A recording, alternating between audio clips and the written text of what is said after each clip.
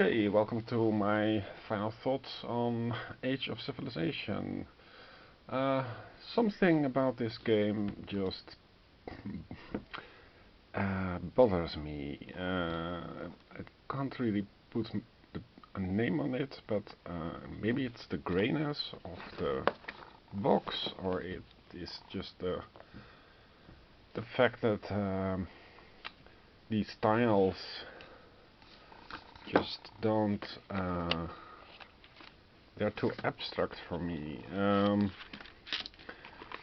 I reorganized it a little bit, so you have here a stack of base game civilization cards, which is easier to take out, and I'm going to give it a try with the things. But civilization like Francia, for example, just has 3 attributes and some workers. It's all very impersonal, too stylized maybe. Then in the right part we have the base game wonder cards. Again, something like Angkor Wat. You have a simple image and you have a single effect. I don't feel like playing a Civ game, and so yeah, the base game action cards, like Plague, for example,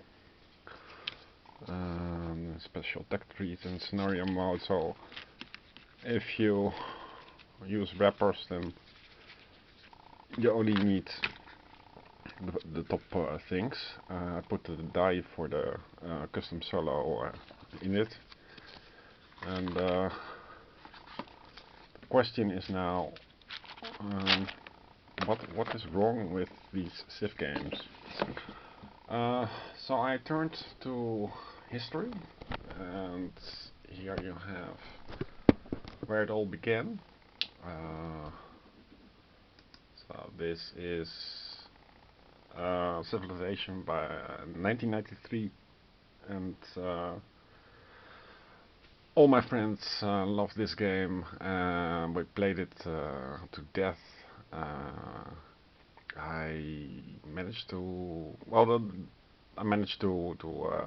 reach about 98% or something.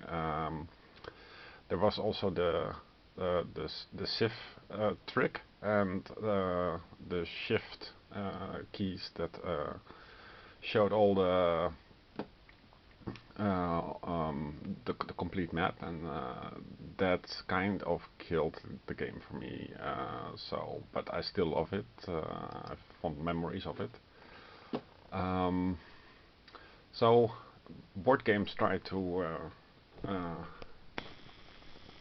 recreate the sense of wonder. There were many attempts.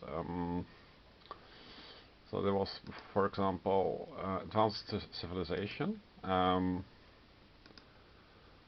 We played this quite a bunch of times. It's an Avalon Hill game.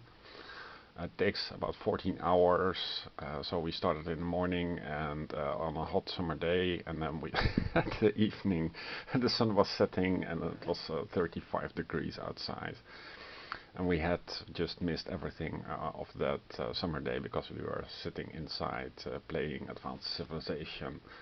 So those were the days. What else did we try? Yeah, Through the Ages. Later in my board game career, if you want, I played I think 2 times Through the Ages. It takes about 8 hours, so it has this Avalon Hill kind of scope, and I completely disliked it because well, you want for the first game or the first two games you had to know the cards, so I was just clueless. yeah, didn't like it. And later I bought um, Innovation.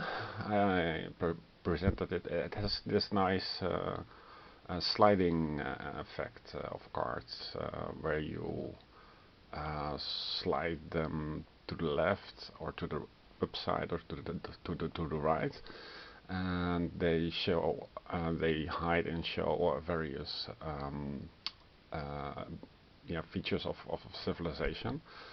Um, my friends found it far too random, so it had to go. I sold it.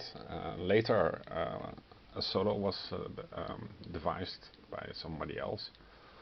So I was looking for it, and when I find it, I'll buy it again, just for the solo. Then we had Flow of History. Flow of History was a very tightly designed game. Um, doesn't want to show, of course. Well, let's go back then. Does something is wrong with the images? Yeah, Flow of History is a very small game, like Age of Civilization, very abstract. You can't play it solo. Maybe solo has been devised. Um, no, that's a problem. Yeah, there's an alternate solo bot. Maybe, yeah, maybe you can play solo right now, but back at the time you couldn't. It has all these pins, and yeah, didn't like it. So had to sell it. Patch History, bought it at a discount at a friendly local games shop. It has this patching mechanism where you place cards in a grid and on top of other cards, and that creates a patchwork kind of thing. You can't play it solo. I tried to play it against myself, and yeah, it takes also far too long, so that had to go as well. And yeah, so uh, so what is this thing with? You either have small games or small boxes that are too streamlined for my taste, and maybe this is just not a case of too streamlined for actual civilization feel. So I found this beast, and very much looking forward to playing this. Um, Nations by Lata Pellet has been developed with the help of the creator of Through the Nations to streamline many of the issues from Through the Ages, and so they owe their allegiance to the predecessor. Um, but it is also a thing of its own, and this was well, I just looked at the YouTube channel, and I couldn't find a single playthrough of Nations with the beginner board and without the expansion. The expansion is very hard to get. You have to pay 50 euros at least. Some people have hoarded it. So it's unobtainable, and only also the expansion rules recommend that you have to be proficient at playing nations. So it makes no sense to to buy an expansion, and you will never get the money back for the expansion with the base game, so you would have to sell it to others. So not worth the hassle for me. So going to look at the content of the box. I bought this beauty for 30 euros. My friends flat out refused to even consider playing this. It was too ugly. So I'm condemned to play it solo. So I printed out over the years before I got the game. Yeah, sometimes I have a very long plan of things. The Nations FAQ++.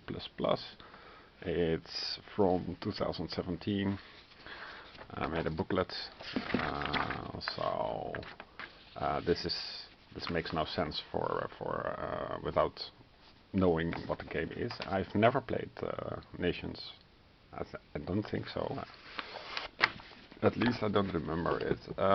There is also a Galen Marvel Brownsmith version 0.1a that I printed, and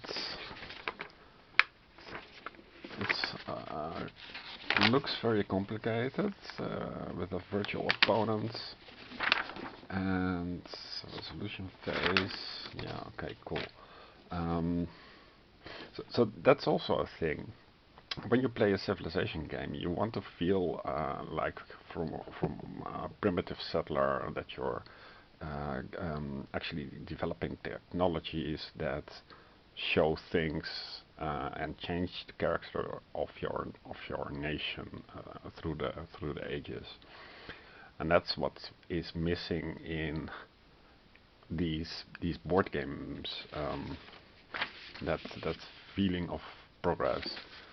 This is a setup, and I hope this game will provide it. Later it has been downplayed because of they wanted to promote the dice game. The dice game didn't appeal to me at all, so I was actually specifically looking for the board game, even though I knew the dice game was out. There is a Nations AI written by someone